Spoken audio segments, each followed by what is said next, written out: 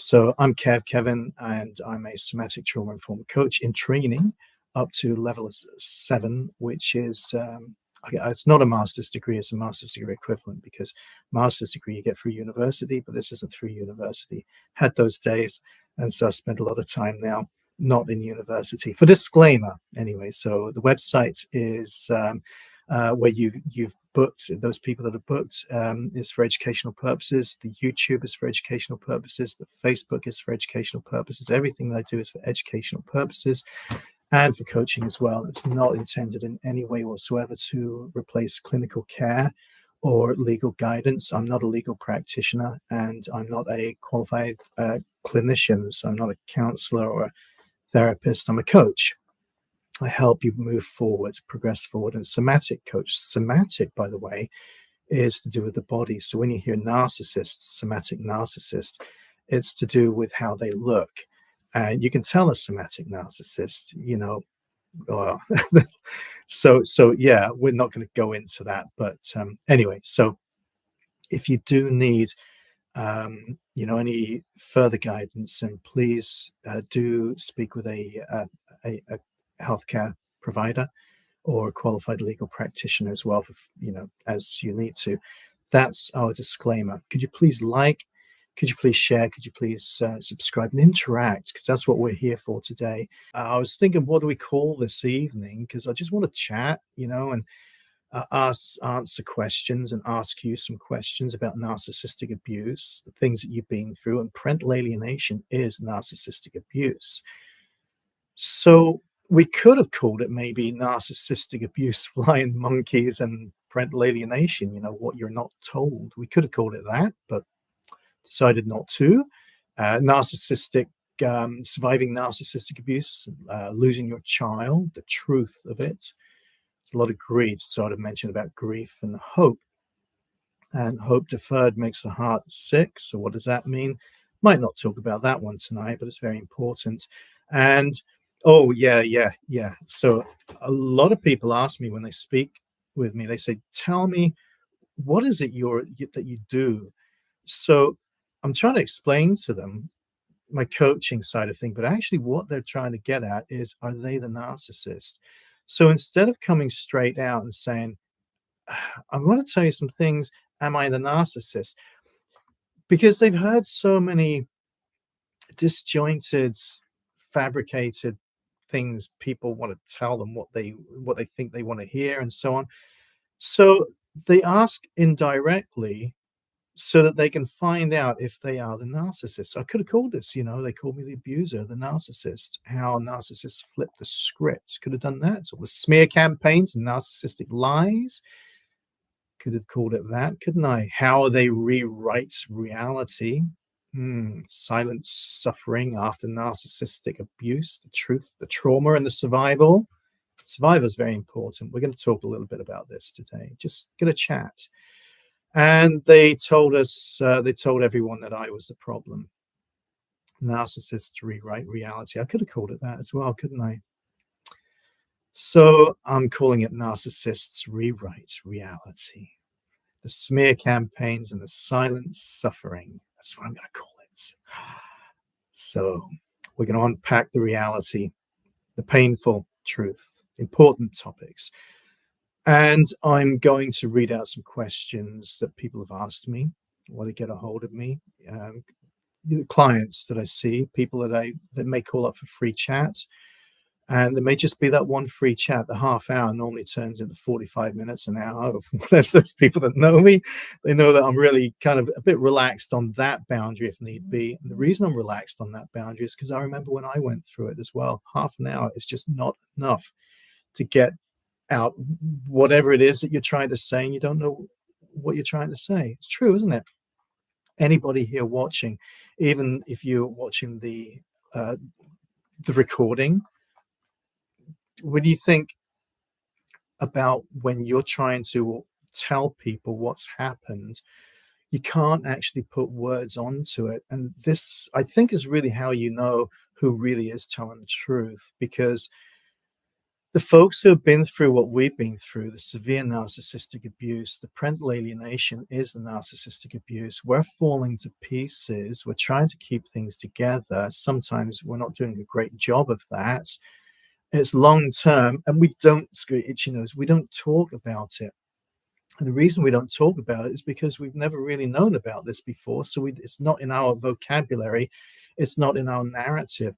You can tell who is the real abuser. They're the ones who are going around telling everybody how wicked you are and how, or not how wicked you are, but how they're really, um, uh, I don't know, how they're worried about you. I'm just going to check something real quickly because oh, right. Okay. Sorry. Just because somebody said, what channel? Oh, oh, I'm watching Mates. Okay. So you know what this is. It's good. So I don't want to take the whole floor on all this lot. I just want you all to join in. Violet, hi. I'm actually looking down now at you all.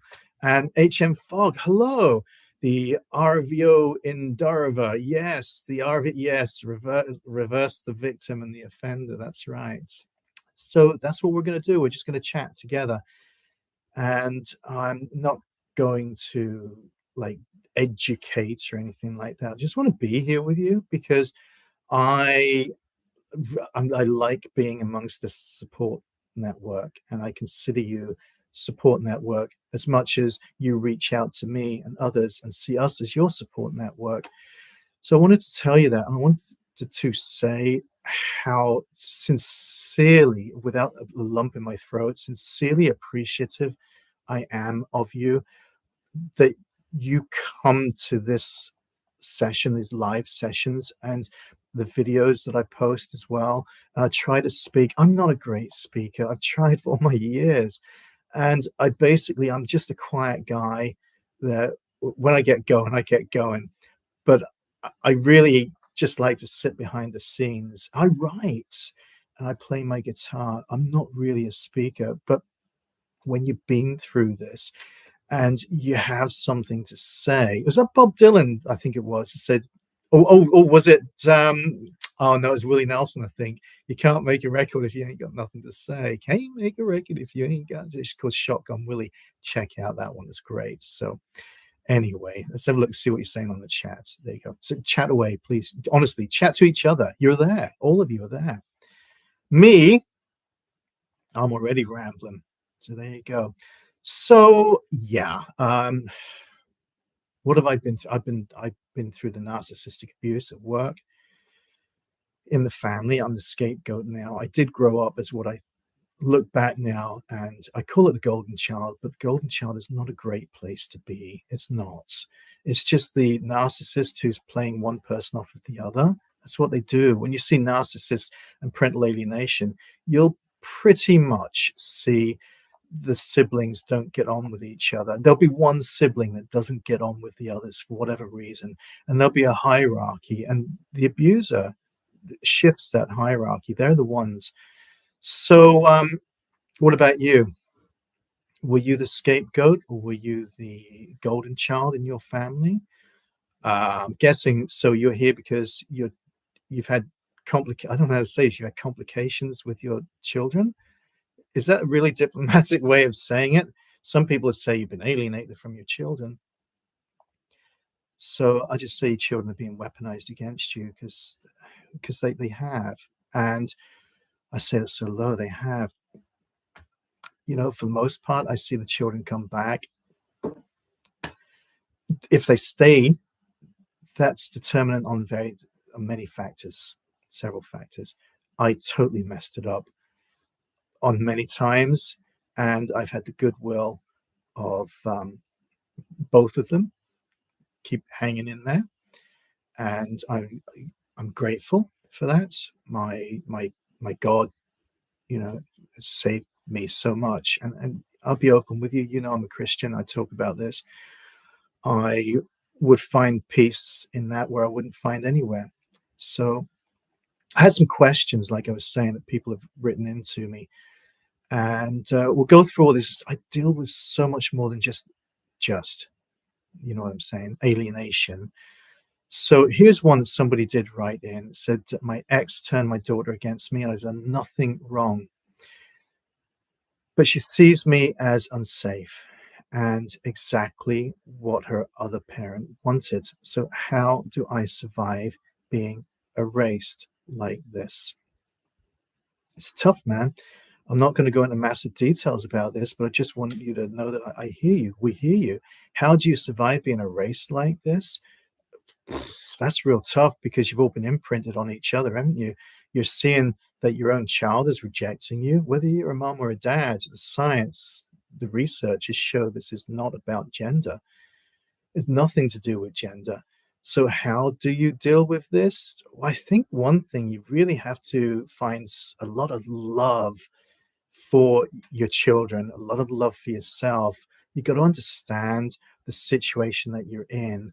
And that takes a lot of reading up on things and just kind of understanding what's actually happening.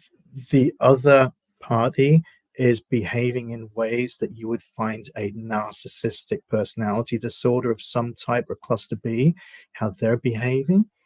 So I'm not going to diagnose anybody. I'm not going to label anybody as narcissist, but I will use the terms so that because we know what we're talking about. So to understand that means that you can give yourself some compassion and you can give compassion on your children as well. And you really need to understand that the way in which you parented before, you're in a crisis. And let's say if you're in the middle of a war zone, you wouldn't just be willy-nilly parenting your children the way that you used to. It's things have changed. Violet says, "I agree with you, Kevin, on what you're saying right now." Yeah, yeah. I'm just coming at it from my own perspective on this one as well. So I'm looking over there, kind of thinking in my mind, trying to remember, and over there as well, trying to remember everything. I didn't understand that my children were going through something serious. I thought it was just me in a difficult situation. And my parenting, I was trying to maintain the same kind of parenting style, which some of that would have been raising my voice when they weren't doing as they were told, just to try to exert my authority. That's not me, but I did it. And it gives me a headache when I raise my voice. I don't like it. I became a teacher who didn't need to raise his voice. You get a lot more respect from that way both ways, and it's not really just about the respect, it's about the environment that you create. It's an environment that's not threatening. There's a whole lot going on. So what else do you do? How do you survive?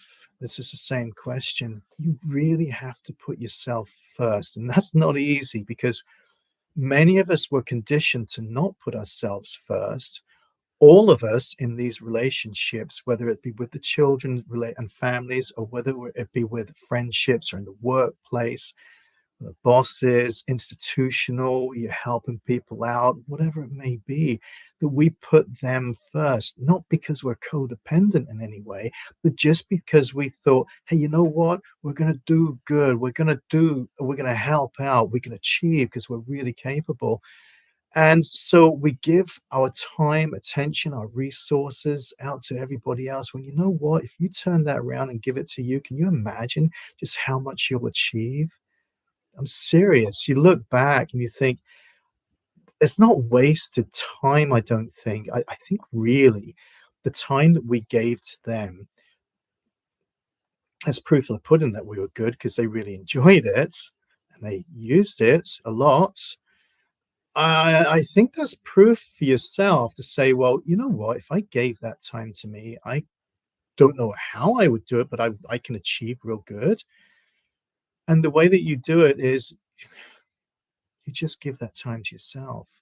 And what that does, it helps you succeed in all manners of your life, including even being able to keep humor in your life, which I think is so important, hugely important. When you can't find the humor, sit up a bit. Look at me slouching like that. What's that? What's that message giving you? Sit up just a touch and further away from the microphone. And there's humor in there. So when you do that, you can have a smile and it helps other people too. Go for a walk on the beach. I kind of get myself some fish and chips and stuff now and then, but those carbohydrates do a number on me. I eat well. I eat meats, a lot of meats. I try to stay away from the unhealthy carbs, the processed food, because we have to look after our inside of our body. And if we can't run a lot, I remember starting to run, and my blinking knees were just killing me for months, man. So I took it easy, and I kind of got used to it. And I haven't been running a bit lately, so it's a but that's okay. You got your bike, you can swim, you can walk, you can do whatever. Just stay active. Getting out into nature and grounding yourself and taking moments, breathing, do those bilateral movements as everybody tells us to do. All this. Violet, oh, hey, let me catch you on this one. Many people have said over time just to forget the children essentially because of the way they treat you, not understand the dynamics. It's shocking to hear. Oh, man. Oh, man. I've been told that too. You've been told that too, Violet, right? Yeah, it's just, can you imagine that? Like the parents to forget the kids, the children grow up and then what? How do you reconnect with them? I haven't forgotten my children. I mean, one of them's back. We've got a beautiful relationship. I'm just waiting for the other one to come back now, and to hopefully forgive me for every way in which I've made a mistake. Every single way. I wish I could take them all back. I know we all feel the same way. And I'm not going to say but in there or anything at all. It's just that is, the baseline level of narcissism in society is extremely high. Yeah, so H.M. Fogg was saying that takes a few years to feel like you can actually deal with it. Yeah, this isn't a quick fix. When you break up with a narcissist when it's not involving children, I heard somewhere say it takes at least that amount of time and longer. Heaven forbid if you've been in a marriage for like 50 years with one of them.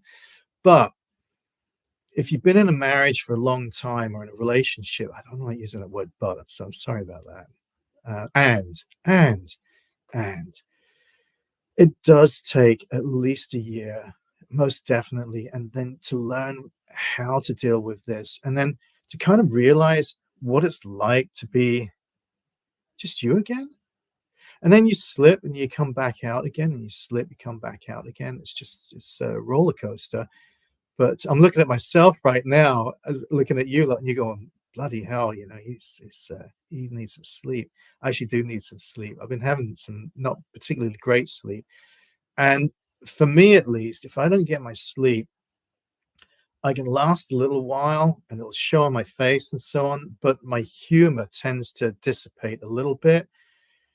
And I think I'm okay. And then I'm not. And I go rum, plump, and I crash.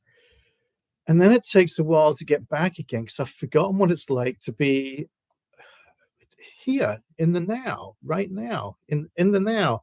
And as I feel at the moment, I kind of sit up a little bit more. Sometimes you feel there's a veil kind of just between you and reality. And it's okay to sit with that veil just a little bit and kind of, peek out, however much it feels with you that you feel safe to do. And then you want to, and then your eyes can't quite wake up. So there's that as well. And it's like it's the weirdest thing. It's just it's crazy. Like us lot, we're talking with each other from one side of the pond to the other, maybe, or whatever it may be. So yeah, grandparents. So it's grandparents I work with as well for coaching.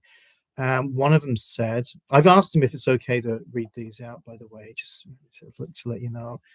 Um, I watch my son being shut out of his children's lives, and I'm terrified to speak up. I might lose him too.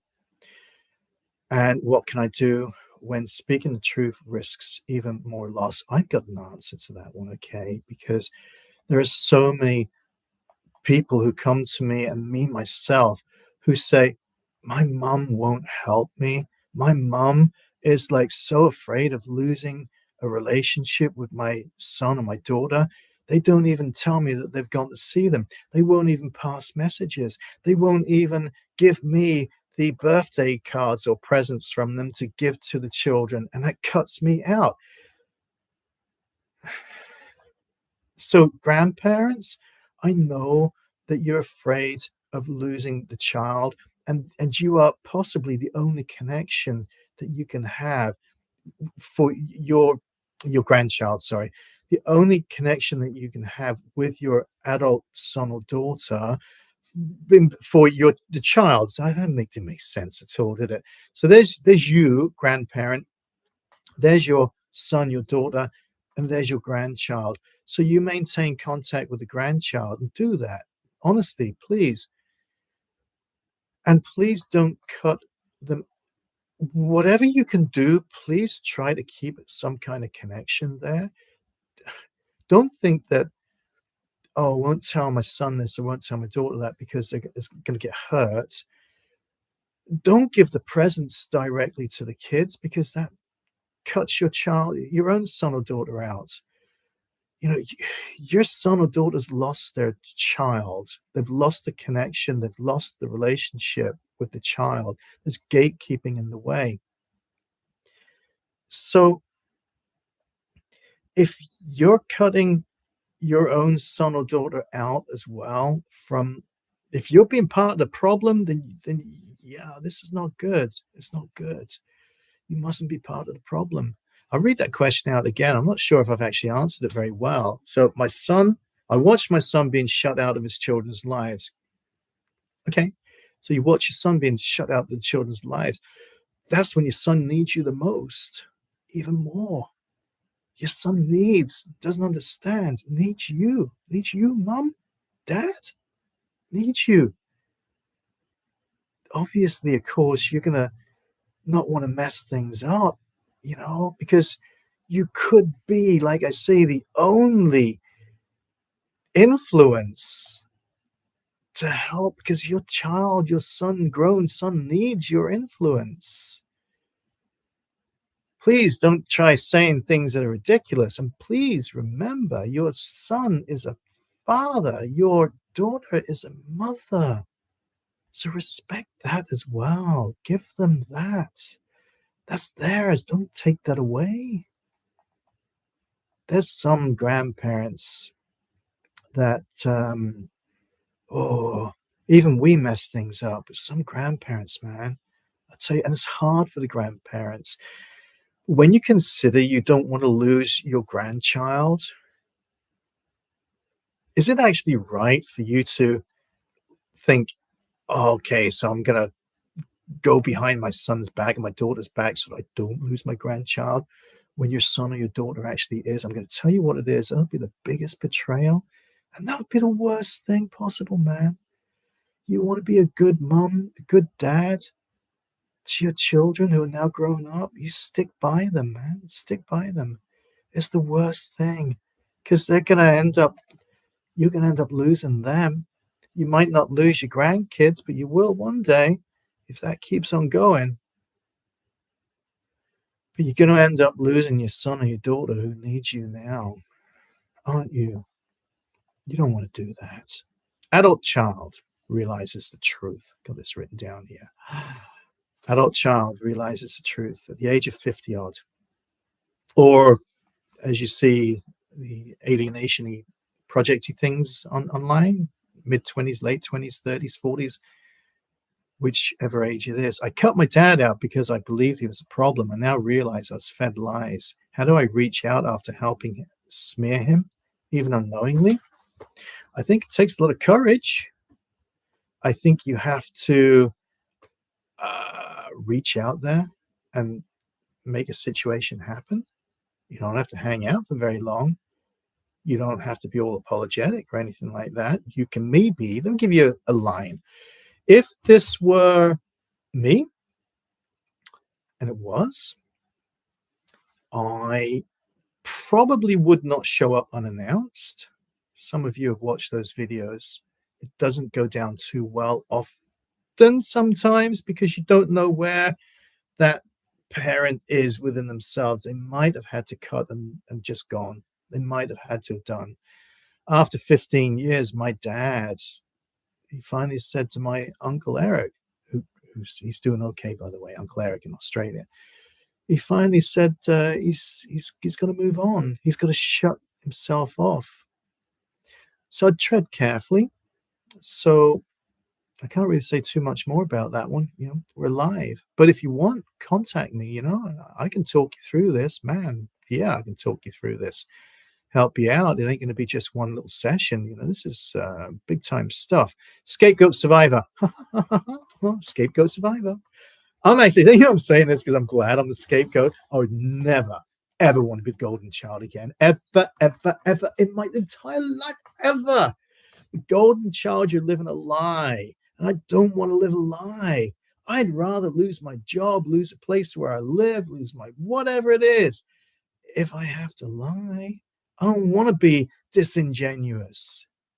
I want a life and build around me of truth and honesty. I want to call out the stuff if it's happening there and say, no, that ain't right. I don't like that. You know, I see you for who you are. And everybody else will believe the other person and they won't believe you. And you'll lose tons of people in your life, as you have, haven't you? You lose tons. Okay, so look, I was always the problem child. Okay, now I wasn't always the problem child, and then I became the problem adult. And I was the problem in the relationship, and I was the problem at work.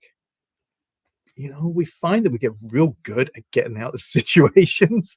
We find we get like we can navigate our way through life. We're the ones who create our lives.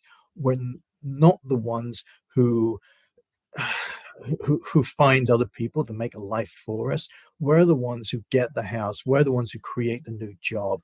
We're the ones who make the opportunities. We're the ones who study. We're the ones who go without. We're the ones who actually go through the difficult times. We're the ones who are abandoned. We're the ones who no one believes. We're the ones who have to learn about this and be quiet or gradually start speaking up. We're the ones. That's a high price to pay for being genuine, right? It's worth it though, right? You want to be a genuine person. How do you heal when your entire family still believes the narcissist version of you? So I got this weird thing about healing and about the terms with healing and recovery and journey. And I look at it myself and I think there's aspects that we can heal. Physically, we can heal. 100%. We can look good and physically feel good, but there's always that thing. I think what it comes down to personally is you make peace with it. I don't know if that's recovery or healing, but it becomes a part of you and you carry everything with you. You lost a lot of stuff, but gradually the bits come back. Gradually, it's like trickling. Well, like if you're looking at a glass of pop, call it lemonade pop, maybe because you can see the fizzles coming up. And you watch this lemonade pop. And when you first pour it all out, like you leave the situation, everything's gone like this, it's all over the place. And then as the time goes by, the fizzes get a little bit less, but you can still see them. It's still a little bit fizzy. And when you take a bit of that drink, a bit goes up your nose. Oh, I've experienced that one. So if you think of it like this, with this cold glass of fizzy, whatever it might be, and then it starts gradually dissipating after a while, every so often you get a little bubble that goes up the top again. Oh, I remember that. You're a little bit more whole again with yourself. And all these bits start coming together from when you were a child. And you remember, I'm going to take that word back. It's not that you remember, it's that you actually kind of, um, you become acquainted again. Like, hello. Hi, welcome back. That's me. Hello. Hi. And I'm integrating my past stuff that I was. It's still me. I've had all these other experiences that have been shoved away. And my mind is now becoming okay with, I wasn't the way that they said. And my kids didn't even know I played guitar. They didn't even know I painted until afterwards. All this stuff comes back in, and allow that to happen. And it feels really weird because it feels like, in a sense, you're not allowed to be that way. You're not allowed to be silly. You're not allowed to tell a joke. You're not allowed to walk at midnight and just do nothing. You're not allowed. You're thinking, but you are, if that's what you do. If you've never picked up a pencil in 15, 20, 30 years and drawn something, do it. That time when you went out with your nan years and years ago, that's you who did that. That's you. It's not a memory. It's you did that. So bring all of that into the now, and it gradually you become so much more of you. You become so much more, even though your mind has adjusted in certain ways, and your body, how that responds and how it reacts at times. And geez, yesterday something happened, okay, right? And my body, there was not a good situation actually. I kept it down, but my body, my adrenaline, that cortisol went whoosh like that. I caught my breath. And it was because of something. I realized what this person was, what they were doing, and I was like, yeah. So it's my go-to was thank you, thank you. So I learned certain ways now that don't get me into trouble. Because as a truth teller, as a scapegoaty person, we get ourselves into trouble. So we do get a little bit wise. I don't know if that's healing. I think it's maturing, and I think it's coming together again. Where we grow, we're not the same. We're so much more. I do believe that.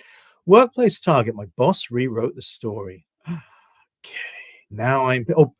Just to let you all know. Okay, disclaimer: this isn't about just anybody that in particular.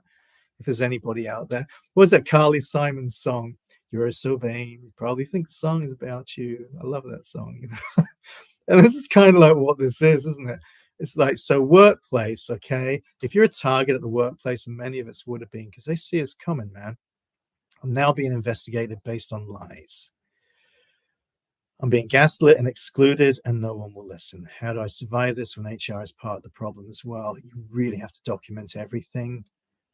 And it's a pain because that means all of your extra time is devoted to having to cover your back because they're going to set you up in situations. You've got to be very vigilant. We walk around in the green, kind of unaware of everything.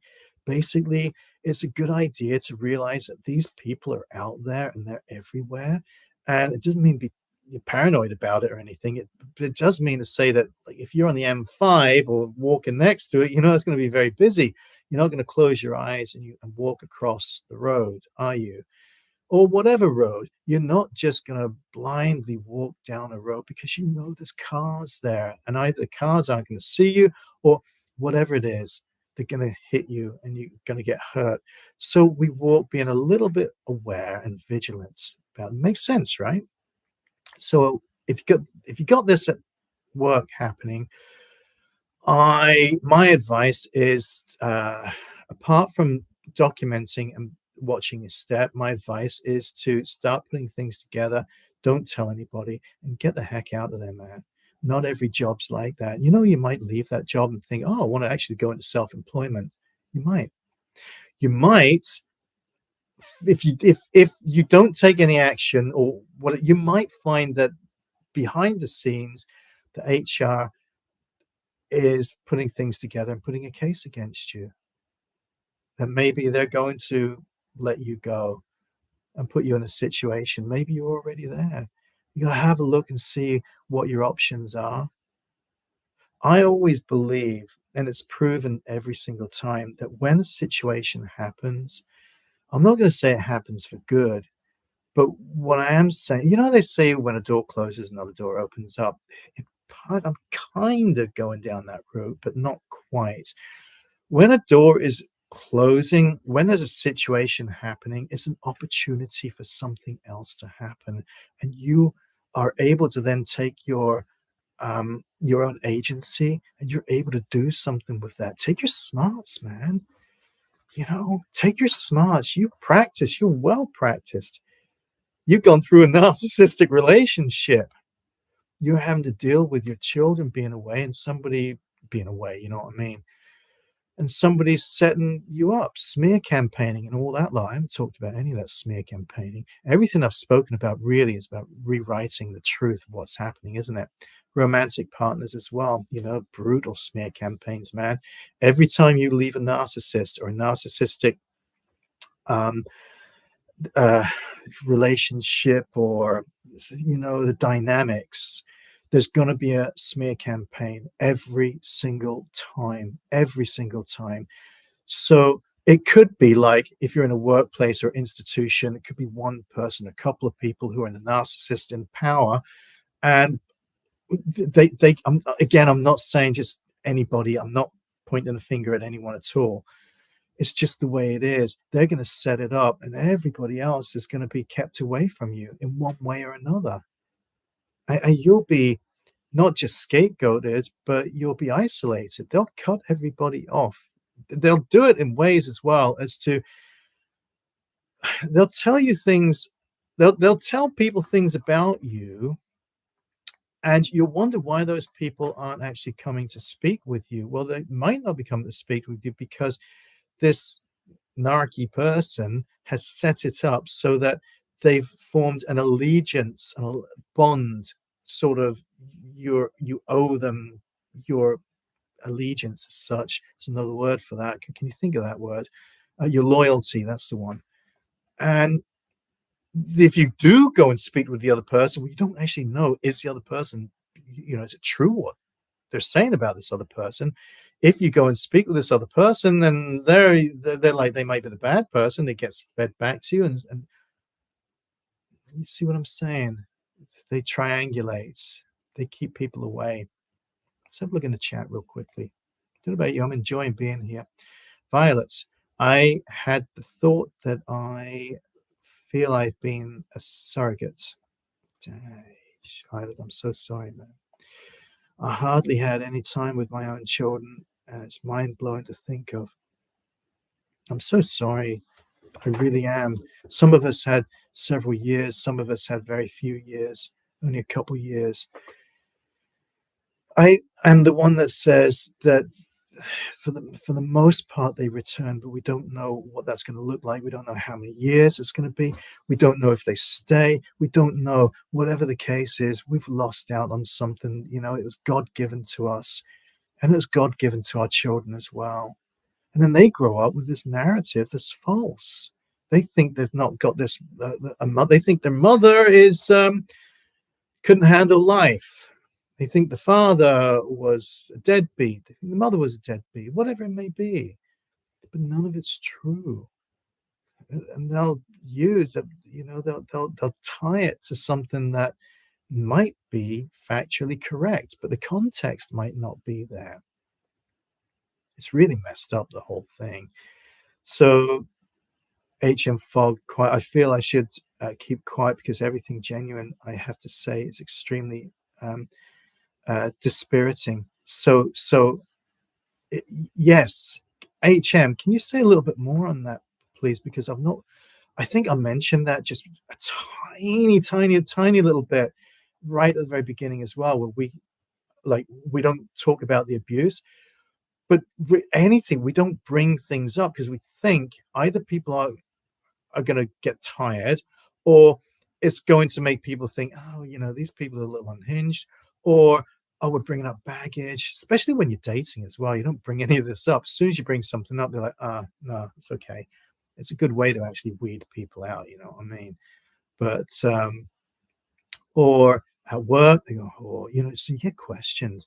Or your kids, you bring something up. If you get an opportunity, your kids don't want to hear it. They honestly, genuinely don't want to hear it unless they ask. All they want, if they come back, or if they're looking to, is it safe to come back? What that means is, can I have a relationship with this parent that I don't even know what the truth is? Is this going to feel safe for me? And they're going to be testing it out. It's going to take a long time, not days, weeks, months. It's going to take a long time. So yeah, we remain quiet. Yes, I feel I should keep quiet because everything genuine that I have to say is extremely yes. So for a start, okay, here we go. This next bit, I wouldn't say that I've survived. I tend not to say that myself either because it's like this, and it's not even a journey. It's like as I go through life, I there are bits and pieces that even if I don't know something like reasons why, I get hit with whatever's going on with me. I struggle sometimes. I struggle. I do. And sometimes I just don't know why, but I'm okay with that, and that's how I deal with it. So let's say, I'd say it's destroyed me and my physical health too. Just that the body is taking longer to be completely destroyed. Um, I feel very sad when I read that. I feel very sad. Would you mind if I mention why I feel sad about that, HM? Would it be if I'd like your permission to talk about that just a little bit, if that's okay? I'd like to talk about that, HM, just for a bit, if it's okay. So you just give me a yes if that's okay. Alienated should be put in jail. Um, I feel guilty for dumping it on you. Say whatever you want to. Thank you. So, okay, and I'll start with this first bit. You feel guilty for dumping it on me. Okay, and I get this because that's something we've been conditioned to feel guilty for things because we actually care about people. So if I can remind you, I chose this job. I chose to do this. I've given up my high school teaching career. I was primary school for 4 years, and I really loved it too. I loved it. It's genuine, incredibly genuine. You know, primary school, incredibly hard work. Um, I if I had the mental capacity, I would do that again. I don't think I'd ever go back in high school teaching, but the kids who need you, they're just superb. Um, um, it's one thing's not changed. I chose to do this, if that's any consolation. I'm saying dump this on me, man. You know, people like us, like I'm training to do this right. I'm not going to go down the route of you got to be trained on this, but people are opening up to folks, and this is serious stuff. And for people who are out there helping, I honestly urge people to get some training on this. Otherwise, you're going to hurt people even worse. You've got to get this training, man. You've got to. So I feel guilty for dumping it on you. I'm not going to say don't feel guilty. I'm going to say I acknowledge that. I acknowledge that. Okay. And I choose, and I'm asking for you to do that. And it's not for me. I don't feel it as dumping. I'd like to receive that, because we've all been through the same stuff, and it's not right what they've done. So, for a start, I wouldn't say that I've survived. I'd say that it's destroyed me and my physical health too. I'm going to get princely serious on you now. So, if it's taken many of us this whole time to realize that we weren't and are not destroyed, that actually there's so much more, and that we are the most beautiful, beautiful creatures, beautiful creations. We're so clever. We've got this light inside of us. That's just the most beautiful thing ever in the world.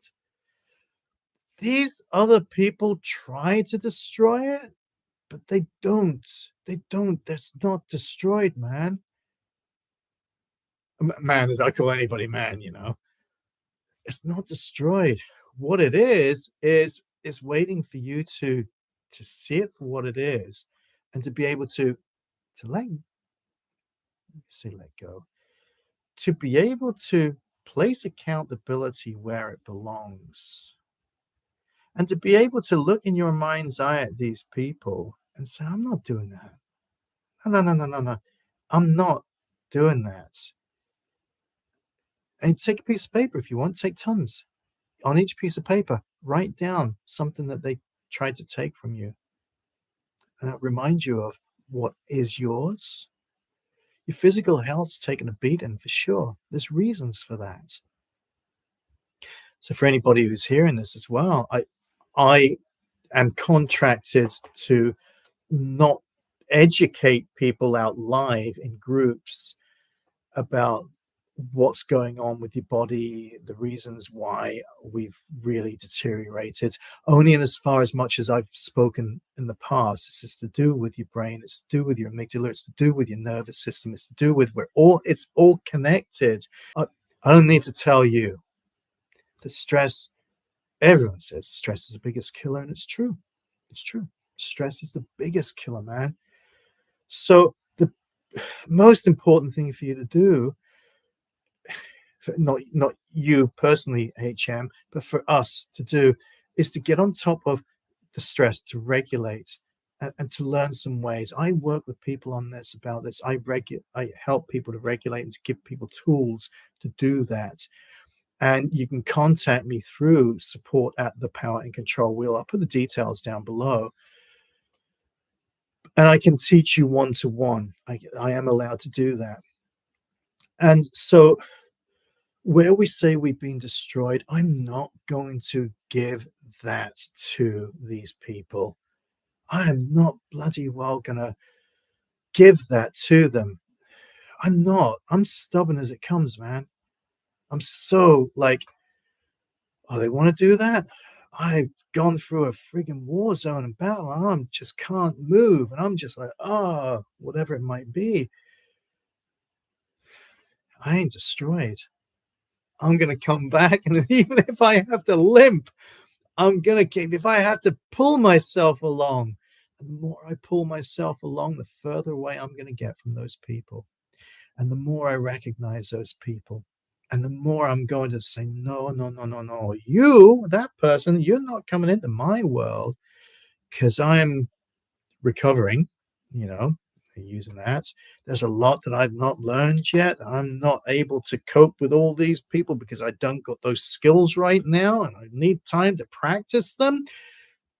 But I'm not broken. I feel it. I'm certainly not destroyed. I'm not going to give that to those people who have done that to me, as stubborn as they come. For a start, I wouldn't say I survived. I say it's destroyed me. So I'm going to change that word. I'd say that it has really done a number on me. I'd say it's really done a number on me. That's what I would say. I'd say the body's taken longer to be completely. The body's taken longer to recover. The body's taking longer to recover. But it's not going to be completely destroyed until our own body decides that it's just going to break down. I ain't saying it's going to be destroyed. I was going to say it's just going to break down over time. And hopefully that's going to be a while, because we got a lot of life left. I'm 60 nearly. Next month I'll be 60. Virgo. And so I'll start a new business. Again, I got plans, you know. I'm eating more meat now as well, you know. So I'm trying to keep in shape again. Signed up again to a gym, 25 quid a month, you know. Deborah Meaden's place. I'll give you a shout out, Deborah, if you don't mind, because I really like your place. And thank you for keeping the price down low. It helps tremendously. I really appreciate that a lot. I just want you to think some questions, okay? Like, how do narcissists rewrite reality? Ham has just now demonstrated how they write reality. We just put a cap right on there, that they make us believe they've destroyed us, that they've destroyed everything, that we've lost our kids, that we've lost our career opportunities, that we've lost our light. See how they rewrite this? That's their right. That's their narrative. I'm not buying into their narrative. Make your own. Go and look and see what the truth is. Whatever they've said, are you going to really believe that? Are you actually going to believe that they've said that their children? Are you? Look, if they say, "Yeah, the children have said this about you," are you going to believe that? Oh, you're so hurt. The children have said this about me. I ain't going to believe that. That's what people do, isn't it? People believe what the narcissist says, and we lose everybody in our life. I'm not going to believe it. They rewrite this narrative, but it's not our narrative. They rewrite reality. That's their reality, man. That's in their head. They're not well. These people are not well. Whatever's going on, and it's their choice they've made, but they're not well. We're a little uncomfortable too, but we haven't gone as far gone as they have. You know, we're the ones who are plugging up the holes in their lives. They took us. They took our identity. They took our energy. They replenished and they got real good. We got ill. You notice that?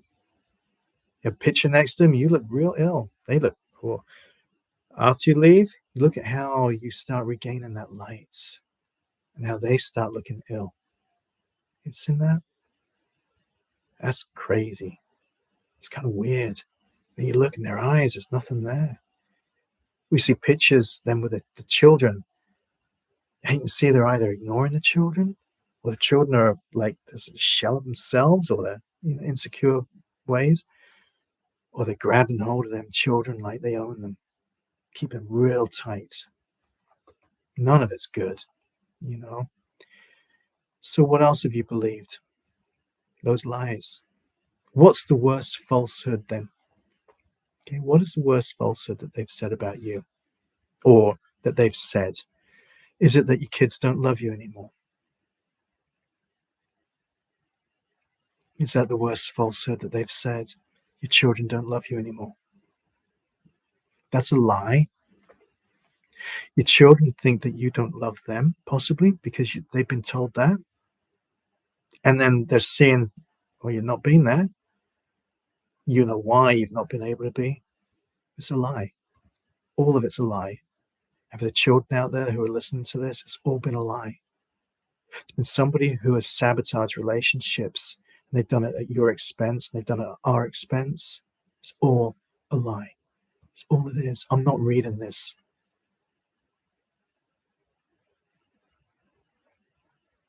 Should we call it a day?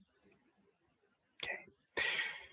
I'd really like for those people who haven't yet to like, share, subscribe, comment, interact, because the algorithms like that. They like to push these channels out, these videos out, if they see or when they see interaction.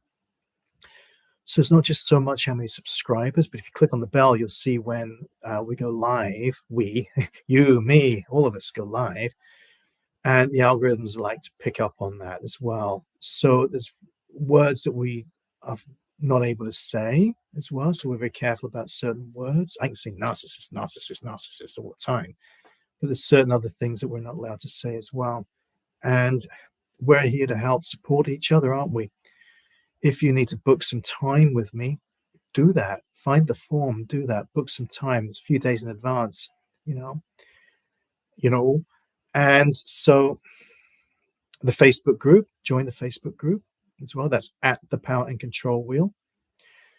Obviously, it's called the Power and Control Wheel because that's weaponizing the children is on there. The whole thing about parental alienation, you know how I feel about that. There's more to it than that. So if there's anything that I want you to do, I want you to embrace who you are. Embrace the goodness of who you are. Embrace the fact that what you were told was a lie. Will your children come back? Quite possibly. You've lost a lot of time with them. They've lost a lot of time with you. It is what it is. And I'm not making light of that. It is what it is. So what are you going to do with that? So when they come back, are you going to be like not there for them? How about being there for you? Don't you deserve that? After what you've been through, no one else is going to be there for you. Why not you? Be there for yourself. How do I do that? Oh, give me a call. I'll tell you the strange story of how I met myself and gave myself a real good talking to. It was a strange thing, but I'll tell you that story. So, thank you very much for being here. I sincerely mean that. And all I can say is I wish you a good night. God bless you all. Whatever your beliefs are, I'll say it for you. God bless you. Because for me, God, it's three people. It's the Father, the Son, the Holy Spirit, the Holy Ghost. All three of them are God. Is God a person? No, God is three. And that's where I find my peace. So I pass that on to you as well. We've got so much more to talk about, so much more. Just to let you know that I'm building the school as well, and I'll be holding Zoom sessions privately. So if you're interested in joining those, I'll get some words out. Do drop me an email so we can keep in touch with each other as well. Okay. And I'll see you all on the next time we go live. And let's have a look and see. Sorry to clam up. Hey, Jim. Hey, no, no. There's no apology needed here. In this environment, there's no apology needed here. Okay. Um, so the ugliness starts showing on their faces. Yeah. Yeah. We see that, don't we? Beauty comes in different ways to us. We see it differently and we see the ugliness on them. And appreciate the effort. Very sweet of you. Thank you for saying that. Thank you, Violet, too, for your time. God bless you too, Kevin. And you, Violet. God bless every single one of you. Okay. All the very best. Good night.